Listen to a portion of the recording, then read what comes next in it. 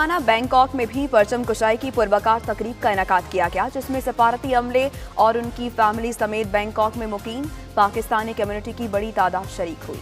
मज़ीद तफसीलात इमरान यूसुफ की रिपोर्ट।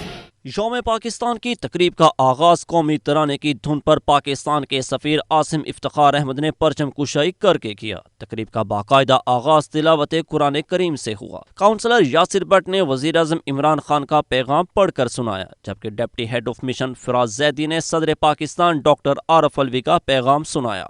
23 मार्च हमारी मिली तारीख का वो अजीम दिन है जब बरसग़ीर के मुसलमानों ने अल्लामा मोहम्मद इकबाल के तसव्वुर के मुताबिक अपनी मंजिल का तयन किया।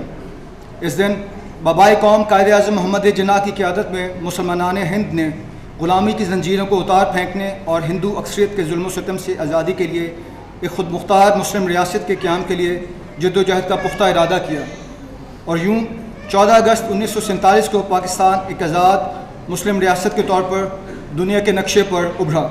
हमें अभी तक समाजी और माशरती मैदान में चैलेंजेस का सामना है, इसलिए मुल्क की तरक्की और खुशहाली के लिए हमें मज़ीद मेहनत दरकार है।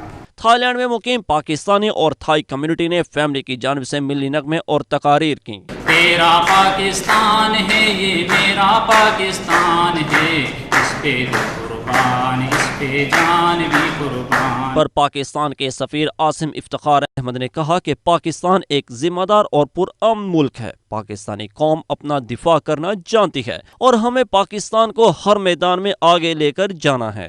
Yes, our soldiers, our fighter pilots, our technicians, all of us are there, but there is that divine power of Allah which we must all be very thankful that